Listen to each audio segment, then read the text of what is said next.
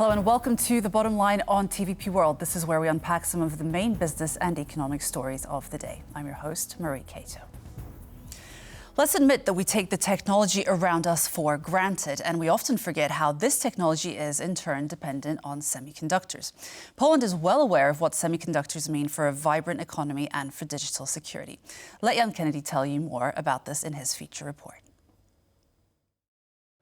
Access to these small metal plates, known as advanced semiconductors, determines a country's ability to drive technological development. By 2030, the market is predicted to be worth €1 trillion, and Poland is eager to play its part. We should have our share of this global pie, and Poland wants to not only fulfill demands regarding semiconductors, but, above all, turn them into benefits for the Polish economy. While Poland does have some potential, with around 200 small and medium-sized enterprises operating in the broad semiconductor industry, there's still a long road ahead. Poland was not having any kind of big successes in that field, in that area. So jumping into being the major European or even worldwide player in the semiconductors industry from zero is going to be tough. US-based tech giant Intel's planned $4.6 billion semiconductor integration and testing facility in Wrocław, western Poland, would have been an important step in that direction. However, due to the company's financial problems, the investment was halted. This could have been the foundation for building a broader semiconductor ecosystem in Poland.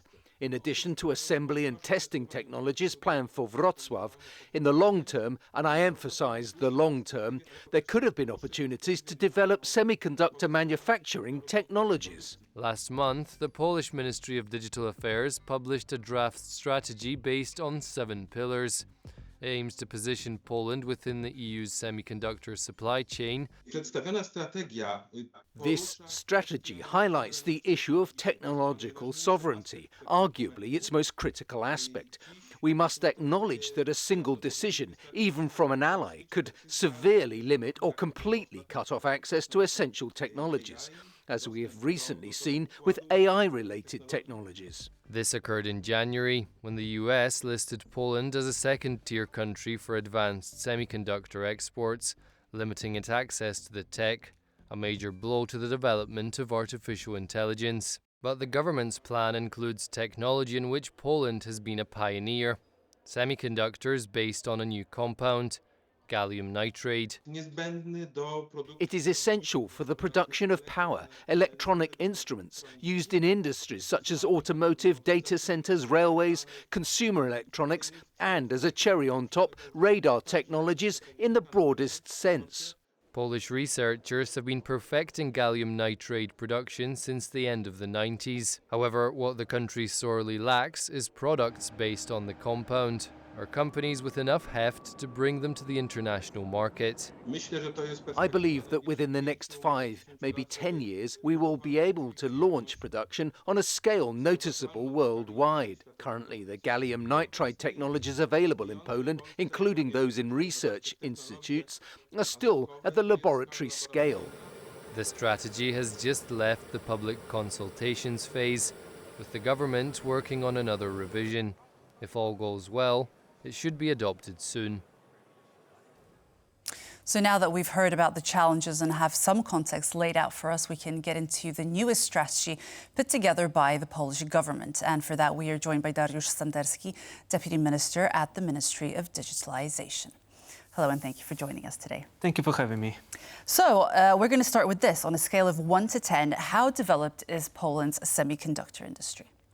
On the scale of from 1 to 10, I can only say that we have a great potential. And on one category is 8, on second is 2 or 3. And that's why, as the Ministry of Digital Affairs, we prepared the semiconductor policy because we took a lesson from a couple of previous investments that we need to take a systemic approach and we need to think strategically. That's why we have the first in our history semiconductor policy, which is focused on 7 pillars of the industry development, from investment, from funding to even chemicals, water and energy, because we need to do it together with other ministries and other industries as well. So you said potential, so that means that it's not developed yet. We have potential, for example, in gallium nitride that was said in the commentary just a couple of seconds ago. And we also have quite developed photonics industry in Poland. However, what we need to develop is the mass scale or even strategic scale production for our strategic needs, for example, in our defense sector. That's first. And second, we need to attract investors from abroad to be a part of this international chain of production. But I wanted to just ask about this idea of strategies, because the Polish government has prepared a lot of strategies. I'm speaking about the ministries on a broader scale. And one of the mistakes, shall we say, or one of the things that the ministries or the government has tripped up before on is the fact that there is a lot of theoretical preparation, strategies that focus on the thoughts put into the manufacturing, but never really gets to the production of competitive products. Are you not concerned that perhaps this strategy might be focused on similar things? Unfortunately, in Poland, we didn't have any coherent strategy on digital affairs. We didn't have a digital strategy for Poland. Now we have one. We didn't have a semiconductor strategy. Now we have one. And that is why we need to have a policy paper on how to cooperate between ministries and how to manage this quite complex system, because, as I said, we have photonics, we have gallium nitride, we have silicon, and we have also 250 companies all across Poland, which are directly or indirectly connected to this semiconductor industry. We need to put it all together and have a plan how to develop it. And it's not only about theory, because we have also proper funding from our budget, because the government has adopted resolution on semiconductor investment, and that's why we have a legal basis to run more than 1 billion zloty to develop this sector. That's why the practice met theory in that matter. So you're confident that you're not going to end up in a situation like you did with graphene, where there was a lot of potential, but really not that much came out of it? The history of graphene has its roots, I believe, in the late first decade of this century. That was quite a long time ago, and that time we didn't have any operational policy how to use this new technology, and that's why I believe many scientists, many politicians as well, did it in vain. That's why today we have a proper document, and that's why today we are working on how to develop our investments. Because, for example, a couple of days ago I visited our Cesamat Institute under the Warsaw University of Technology, alongside with my friend, Deputy Minister of Finance, Paweł Karbownik, and we started our works on proper investment, or proper funding. That's why we came directly from our policy to implementation, and that's why we do it, because it became both geopolitical and strategic in terms of development, because semiconductors are everywhere, are in our smartphones, are in cameras in the studio, and without them we cannot think about acceleration of our economic growth. And that's what's in the game right now. So I'm guessing, based on everything that you're saying, that those public consultations that were completed earlier this month were successful, and this strategy is complete and ready to go.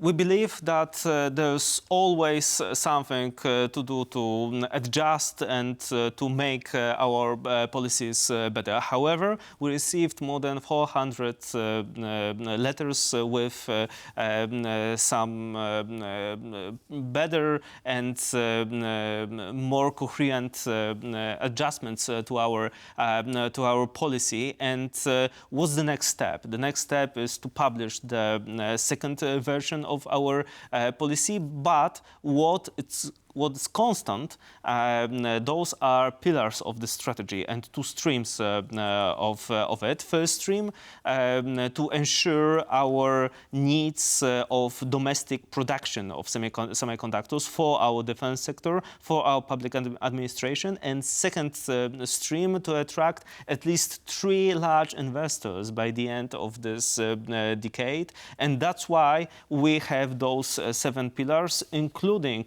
how to cope with the energy demand and how to use properly our water resources, because we have talents in Poland, we have great locations. What we need is to manage our domestic investments and investments from abroad. The 3 significant investors by 2030. So obviously Intel, the Intel deal didn't pan out. Are you talking with any other significant investors right now? Because there are lots of potentials, right? We have TSMC, UMC, Hynix, Samsung, Global Foundries. There are countless potential investors, right, that perhaps you could attract. As you rightly said, we have some potential in this area. But first thing, when we started our talks with possible investors, they told us, we need to have some policy from your side, because we need to see what are your priorities in semiconductor industry. That's why we prepared and published this policy, because the policy is right now the first step of any negotiation, because those investors from the US, Taiwan, or other possible locations. So do you think that the policy is what these investors would want to see? Yeah, it would attract them. And it's not my, that's not, as I suppose, because that's my observation from talks with those investors. And that's the first step, because thanks to this policy, we are more reliable to those investors, and that's why we see it as the first step of taking this lesson from the Intel investment, because we need to be aware that no country can be dependent only on one investor. And that was a mistake made in Poland. Right now, we took our lesson, and that's why we have this policy. And this policy is the foundation of every talk we start. Because every investor we meet, this company sees what are our priorities, and they are stable, and that's why we are more responsible for them. I want to talk about AI, because obviously Poland wants to be a leader, but at the same time we're not announcing any massive initiatives in terms of building big data centers for training LLMs.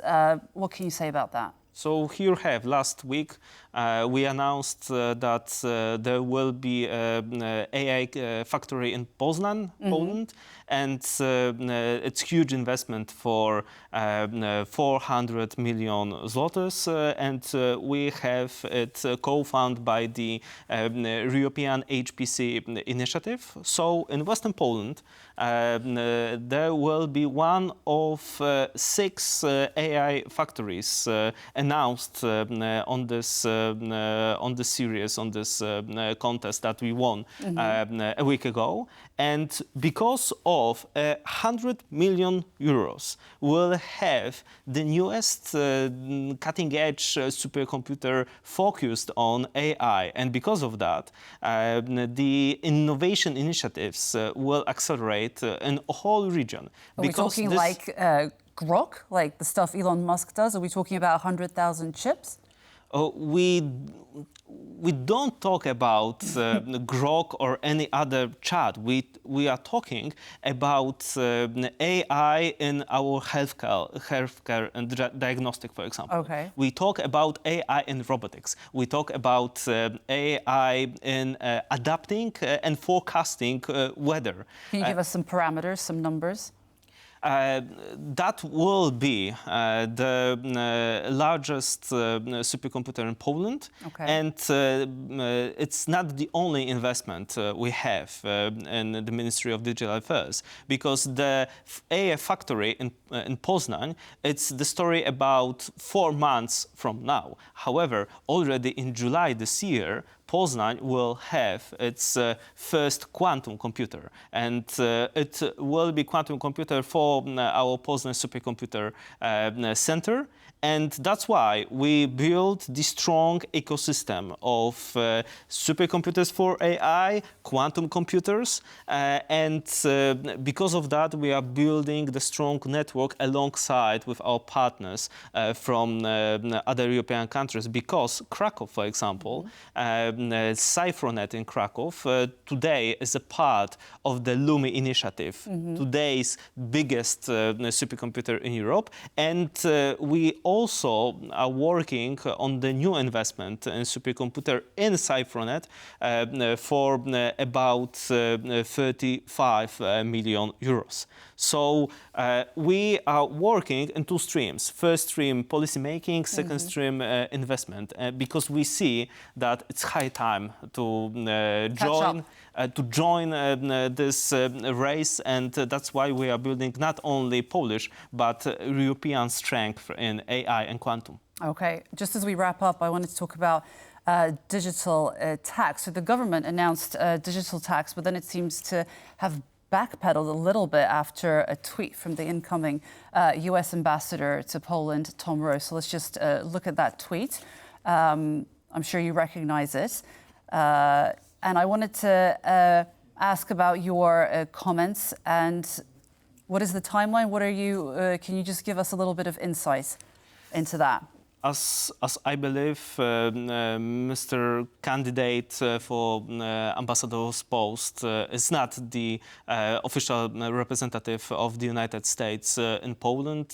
So now I recognize it as a private comment in that matter. However, this comment did not hamper nor accelerated our works because we are making our analysis on digital tax, because we have a lot of inspirations all across the world. Because today, 35 countries all around the world, including France, Austria, and Spain, already implemented digital tax, and we see that they have growing Are they paying revenues. enough or not enough?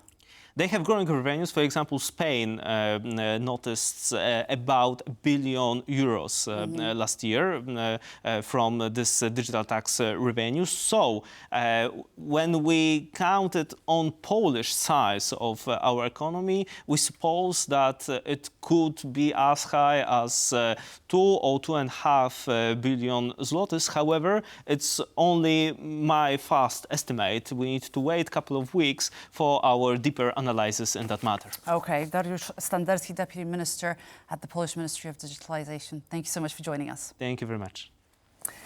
And that's it for The Bottom Line today. I was your host, Marie Cato. Join us every weekday afternoon at 5:10 CET on TVP World. And for the latest in regional business, follow us on X and on tvpworld.com. And for more news and analysis, stay with us on TVP World. Goodbye.